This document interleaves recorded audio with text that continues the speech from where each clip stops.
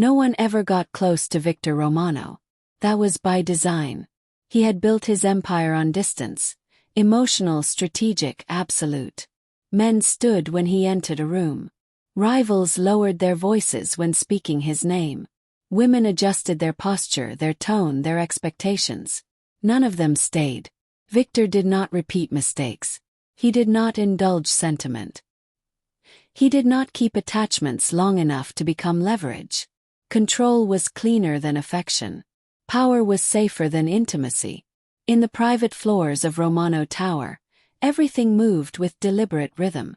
Guards rotated silently. Advisors spoke only when addressed. Decisions were made without visible emotion. To the world he was untouchable. To himself he was disciplined. He noticed everything. Hesitation in a subordinate's breath, a tremor in a rival's hand, the subtle shift in loyalty before betrayal ever formed. Silence to him was never empty. It was information. And then she walked in. Not adorned. Not intimidated. Not performing. An African woman in a structured dark dress. Posture steady, eyes clear. Beside her stood a boy. Quiet, observant, unafraid of the armed men lining the walls. The room adjusted to Viktor's presence. She did not. That was the first thing he noticed. The second was the child's stillness. No fidgeting. No confusion. Just watchfulness. Familiar watchfulness. When Viktor finally dismissed the guards with a subtle motion, the doors sealed behind them without a sound. She stepped forward only when the room was empty. No dramatics. No accusations. Just a measured breath. "He's yours." The words were soft.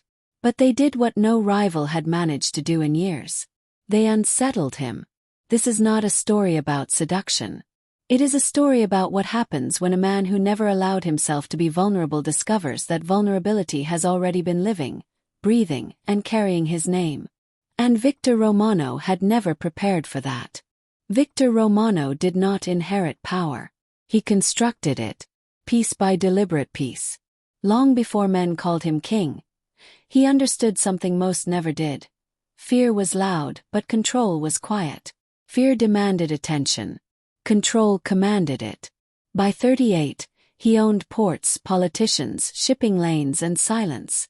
Entire districts of the city shifted their rhythm when his name surfaced in conversation. Rival families did not challenge him directly. They calculated around him. His empire did not expand through chaos. It expanded through patience. In Romano Tower, nothing was accidental. The marble floors reflected discipline. The security rotations changed without announcement. Meetings began exactly on time and ended before anyone dared to waste a word. Loyalty was rewarded. Betrayal was erased. Viktor sat at the center of it all, composed in tailored black, cufflinks aligned perfectly, expression unreadable. He listened more than he spoke. When he did speak, it was never twice. Emotion had no function in his system. He did not celebrate victories publicly. He did not rage when provoked. He did not allow personal habits that could be studied and exploited. His schedule was precise. His preferences minimal. His private life non-existent. Women learned quickly that proximity did not equal access. They mistook his restraint for mystery. His silence for intrigue. His distance for invitation. They were wrong. He did not entertain attachments. He did not repeat encounters. He did not keep faces long enough to remember their names. Intimacy created patterns. Patterns created predictability. Predictability was weakness. He had buried weakness years ago. When advisors suggested marriage as strategy, he dismissed it. When elders spoke of heirs securing legacy, he redirected the conversation to expansion. Bloodlines complicated power. Sentiment destabilized judgment. An empire needed clarity, not children. On the executive floor, his council gathered around a long obsidian table. Territory reports were delivered. Revenue projections adjusted. A minor dispute between allied factions was resolved with 2 quiet instructions. No raised voices. No wasted movements. Viktor observed each man in the room the way a surgeon studies anatomy. Precisely, unemotionally. He noted hesitation. He tracked ambition. He memorized loyalty in degrees. Nothing escaped him. Yet nothing reached him either. When the meeting ended, the men stood instinctively as he did. Not because he demanded it. Because gravity did. He moved toward the window overlooking the city. Lights flickered beneath him like scattered embers. The world below operated on noise and desperation. Peer decisions were clean. Untouchable. That was how he preferred it. A king without attachment could not be manipulated. A ruler without heirs could not be threatened through legacy. He answered to no one and needed nothing beyond control. 4 years that had been enough. He believed it still was.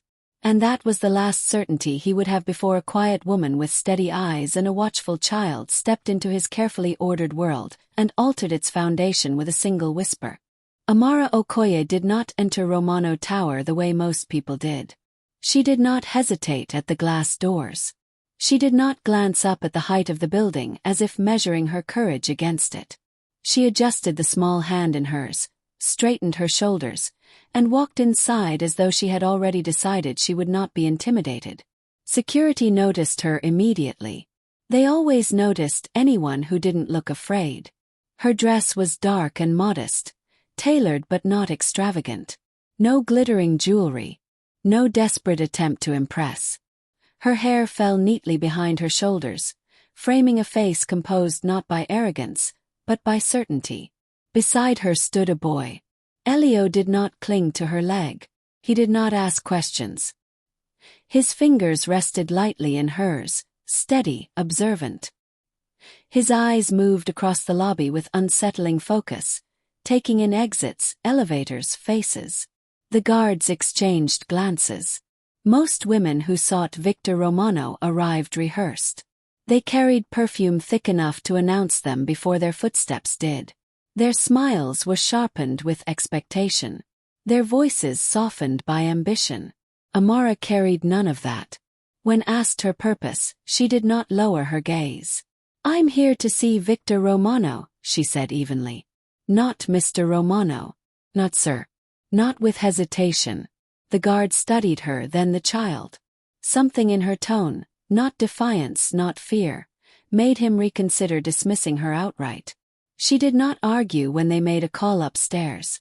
She did not plead when they asked her to wait. She stood still, one palm resting lightly at Elio's shoulder, grounding him without shielding him. The elevator doors opened with a muted chime.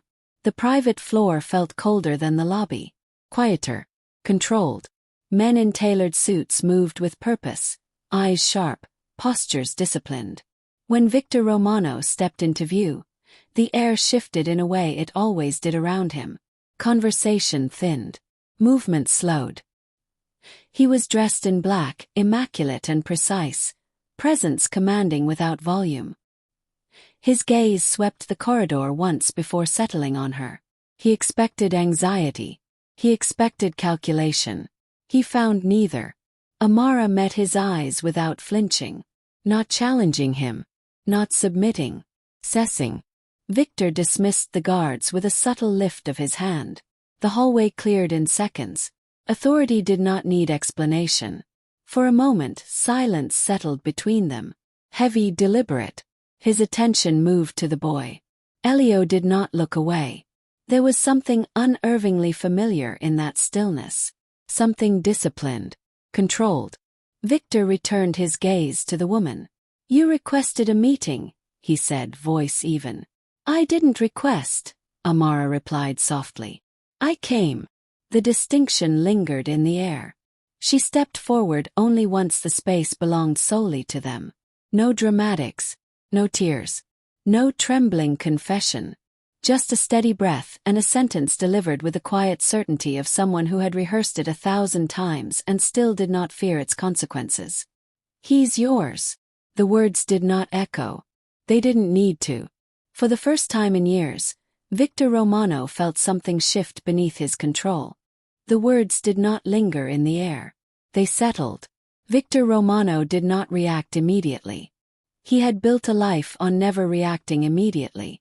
Surprise was a luxury for men who could afford vulnerability. He could not.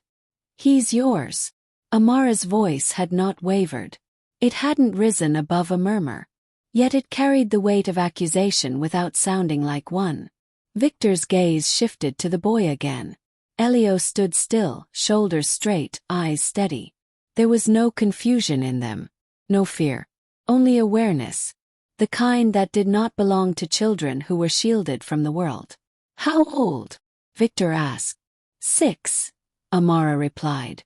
6 years. He calculated backward without visible effort. Locations. Private event in Marrakesh. A negotiation disguised as celebration. A woman who had not stayed long enough to matter. Or so he had believed. "You're certain," he said. It was not a question. It was a test. Amara reached into her bag with unhurried precision and produced a sealed envelope. She did not extend it immediately. She waited until his eyes met hers again. "I don't deal in uncertainty," she said quietly. He took the envelope. Inside were documents, medical records, a preliminary DNA analysis conducted privately, discreetly. Enough to suggest truth. Not enough to confirm it without his own verification. He closed the folder. Silence returned, heavier now. "Why now?" Viktor asked. Amara's fingers tightened slightly against Elio's shoulder before relaxing again. The only sign of tension she allowed.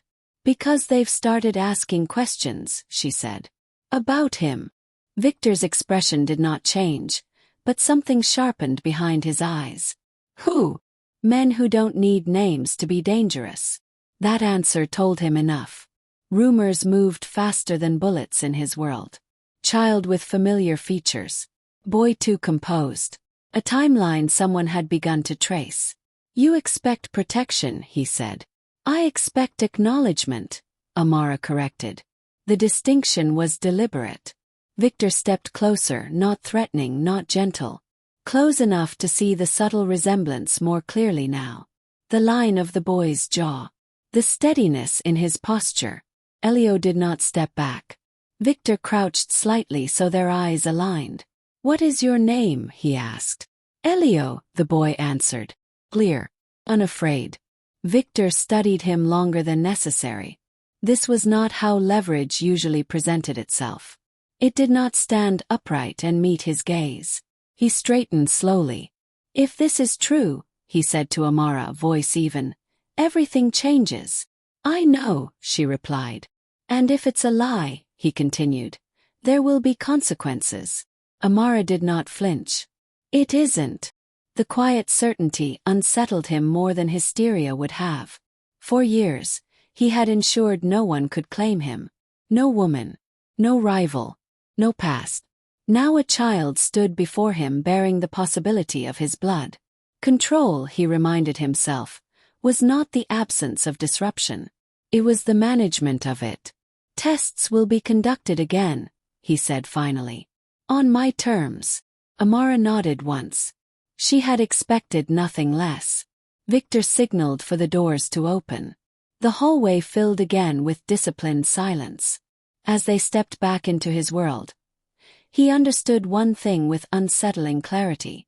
This was no longer about whether the boy was his. It was about who would survive the truth if he was. The results arrived without ceremony. No dramatic phone call. No urgent knock at the door. Just a sealed envelope placed on Viktor Romano's desk at precisely 9 in the morning. The private lab he trusted operated without curiosity. Samples had been collected the night before under controlled supervision. No leaks. No names spoken aloud. The technicians understood the cost of discretion. Viktor dismissed the last of his advisors before opening it. The office fell into a stillness that felt deliberate. Floor-to-ceiling windows framed the city below, sunlight cutting clean lines across the polished surface of his desk. Nothing in the room suggested tension. He broke the seal. His eyes moved across the page once. Then again. Probability of paternity. 99.98%. Numbers did not lie. They did not hesitate. They did not dramatize. They confirmed. For a moment the world did not shift. He did not slam the folder shut. He did not curse. He did not allow the paper to tremble in his hand. But something inside him recalibrated. A king without an heir was self-contained. A king with a son became a target. His gaze lifted slowly toward the glass, where the city moved in oblivious rhythm. Cars traced patterns through traffic. People crossed streets unaware that power had just rearranged itself several stories above them. 6 years. 6 years his blood had been walking through the world without his knowledge. He replayed the child's posture in his mind. The stillness. The unwavering eye contact. The quiet confidence that did not seek approval. Not coincidence. Recognition settled deeper than shock ever could. There was a knock at the door. Controlled. Respectful. "Enter," he said. Amara stepped inside, composed as she had been from the beginning. No visible anxiety. No hopeful anticipation. She did not ask for the result. She studied his face instead. Viktor held her gaze for a long moment before placing the file flat on the desk between them. "It's confirmed," he said. The words were steady. Amara exhaled, not in relief, but in acknowledgement. As if she had known this outcome long before science put it in writing. "Elio?" she asked quietly. "He is my son." Saying it did something irreversible. Not to the Empire. To him. Silence stretched between them again, but it was different now. Heavier. Grounded in fact. "You understand what this means," Viktor said. "Yes. Every rival who cannot reach me will attempt to reach him. I know.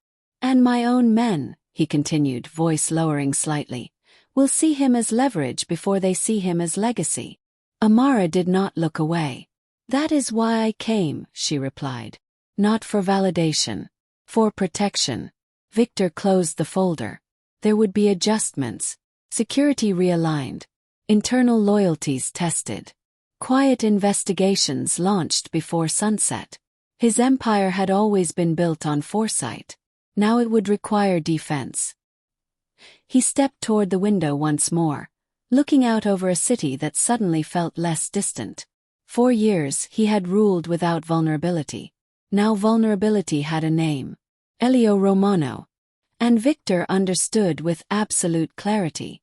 Nothing in his world would remain untouched by that truth. Elio was brought to the private floor that evening under quiet instruction. No announcement. No audience.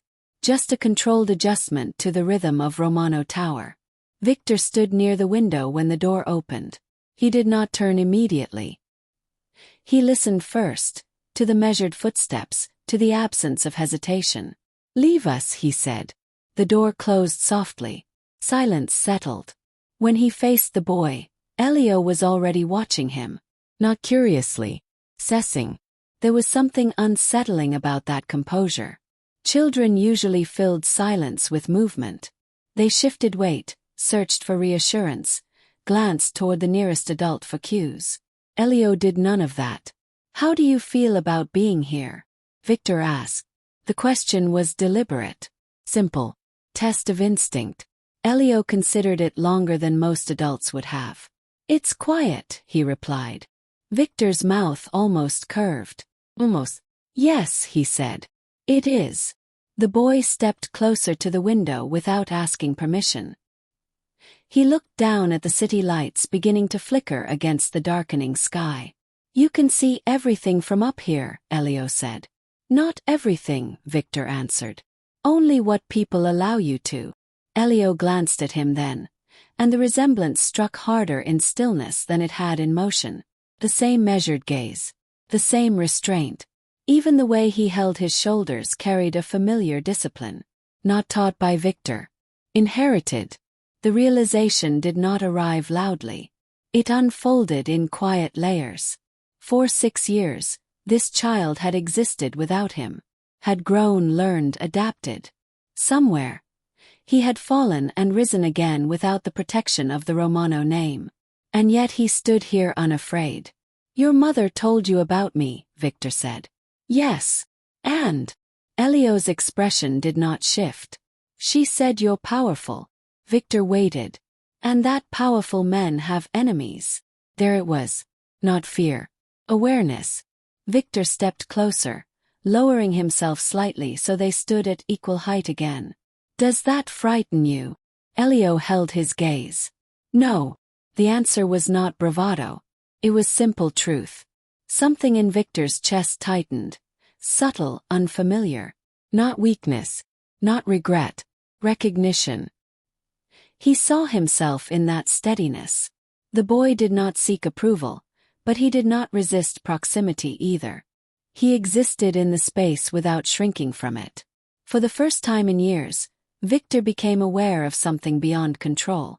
Responsibility. It settled differently than obligation. Heavier. More personal. Elio turned his attention back to the city. Are they scared of you? He asked. Some are, Viktor replied. Should I be? The question was quiet. Viktor studied him carefully. No, he said at last. Not you. The words were instinctive. Immediate. Irrevocable. Elio nodded once, accepting the answer without doubt. Viktor straightened slowly, the realization settling deeper than he expected. This was not leverage standing beside him. This was blood. And somewhere beneath the discipline he had perfected, beneath the empire he had built to keep vulnerability out, fracture formed. Silent, but undeniable. Rumors did not knock before entering. They slipped through corridors, rode elevators, settled into conversations that ended too quickly when someone important approached. By the second day, Viktor felt it. Not panic. Adjustment. His council gathered in the lower conference chamber that evening. The room was soundproofed, windowless, designed for decisions that altered landscapes. 12 men sat around the obsidian table, each one loyal in theory, strategic in practice. No one mentioned the child at first. They spoke of shipments, border negotiations, a minor disruption at the eastern docks. Their voices were steady, but the rhythm was off, fractionally cautious. Viktor listened without interruption. He noticed the glance Matteo exchanged with Carlo, the hesitation before Lorenzo's final report, the subtle way one chair scraped closer to the table, as if proximity equaled influence. Silence to him was information. And tonight it was loud. Say it, Viktor said finally. The word did not rise. It landed. The men shifted. Matteo cleared his throat. There are whispers, he began carefully. About a boy. No names. No accusations. Just acknowledgement. Viktor leaned back slightly, fingers steepled. And they're asking if he's legitimate. Legitimate. An heir was not a rumor. It was a destabilizer. Carlo spoke next, measured but direct. If rival families believe you have a son, they will test that belief. They already are, Viktor replied. That stilled the room. He let the silence stretch just long enough for them to understand. The docks incident, he continued, wasn't random. A shipment rerouted without instruction. A security detail delayed by exactly 6 minutes. Small disruptions. Probing movements. Someone was measuring his perimeter. Lorenzo leaned forward. If the boy exists, he becomes leverage. Viktor's gaze shifted to him, steady and unreadable. Everything becomes leverage, he said. If you are careless. The correction was subtle but absolute. Matteo exhaled slowly. Then the question becomes whether we acknowledge him publicly or keep him hidden. There it was. Not concern. Calculation. Hidden heirs could be denied. Public heirs could be protected. But either way, vulnerability had entered the equation. Viktor stood. The movement drew every eye in the room. You built this empire with me, he said evenly. You know I do not move without intention. He let that settle. The boy's existence does not weaken us. It clarifies succession. That word carried weight. Succession meant permanence, structure, continuity beyond the current king. It also meant power would no longer dissolve if Viktor fell. The men absorbed this quietly. Across the city, rival families were already adjusting their strategies. Surveillance increased near Romano properties. Conversations extended late into the night. A king with no heir could be isolated. A king with a son required a different war. Viktor's gaze moved from face to face around the table. "If any man here believes this development threatens his position," he said calmly, "he should speak now." No one did. But tension lingered, subtle and persistent. Because loyalty was strongest when power was singular. And now power had blood. As the meeting adjourned, Viktor understood the truth beneath the quiet. The rumor was no longer a whisper. It was a test. And every man in the room, ally or rival, would reveal himself by how he responded to it. The attempt did not come loudly. Came in the space between routines. Elio had been moved to a secure residence 2 nights earlier. Temporary, discreet, guarded by men Viktor had trusted for years. The location was not on any official record. Only 4 people knew the full rotation schedule. Viktor was reviewing shipment reports when his phone vibrated once. Not a call. Coded alert. Perimeter breach. He was already standing before the second vibration came. Movement detected inside. There was no surge of visible panic. No barked orders. Just precision. "Lock every exit," he said to the security chief as he moved. No outside interference. The car was waiting before he reached the lower level. The drive took 7 minutes. Felt longer. At the residence, lights were on. Too many. The front gate had been forced, not exploded. Clean. Calculated. The kind of entry meant to test response time rather than guarantee success. Inside, 2 guards were down, alive but unconscious. No gunfire. Professional. Viktor walked through the hallway without raising his voice. His men parted instinctively. Blood marked the polished floor near the staircase. Not fatal but deliberate. Message. He climbed the stairs 2 at a time. The door to Elio's room was open. The air shifted. Not panic. Focus sharpened to something colder. "Status," he demanded. A voice crackled through the earpiece. "Second floor balcony. Movement." Viktor crossed the corridor and stepped onto the balcony just as a shadow vaulted over the perimeter wall. A figure in black, agile, trained.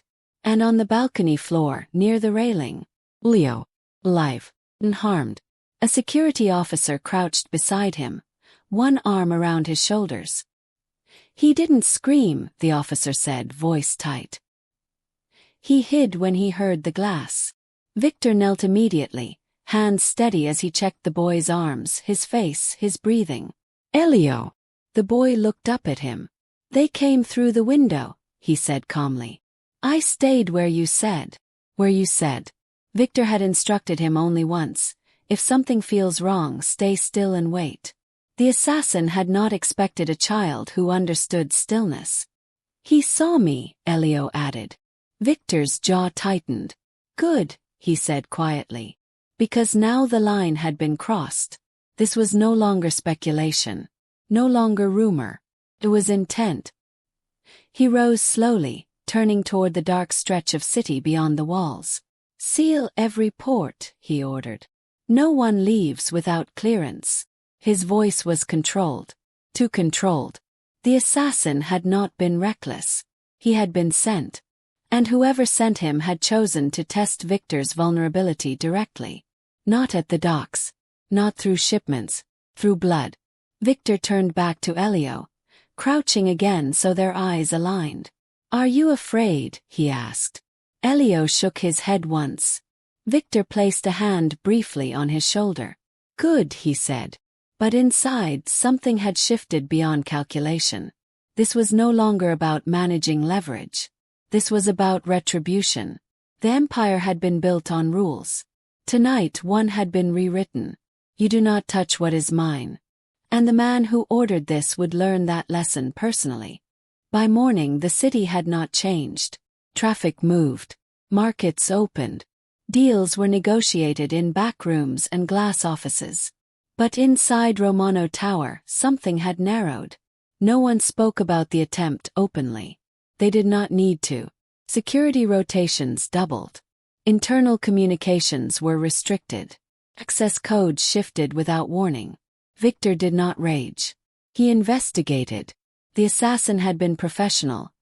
Too professional to freelance. Entry had required timing. Timing required information. Information required proximity. The breach had not begun outside the walls. It had begun within them. By noon, 3 men sat across from him in the lower chamber. 2. Carlo. Lorenzo. None were handcuffed. None were accused. Yet the air felt heavier than accusation. Viktor stood at the head of the table, hands resting lightly against the polished surface. 4 people knew the rotation schedule, he said evenly. 2 are in this room. No one interrupted. Carlo's expression remained composed. Matteo's jaw tightened almost imperceptibly. Lorenzo's breathing stayed steady, but his eyes moved once toward the door. Viktor noticed.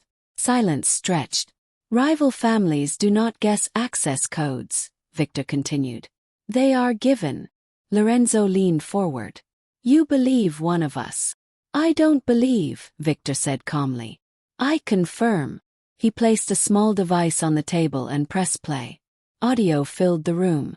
Lorenzo's voice. Careful. Speaking to an intermediary. Discussing pressure points. Referring to the child as opportunity. The recording ended. No shouting followed. No dramatic denial. Lorenzo exhaled slowly. You built an empire on singular control, he said quietly.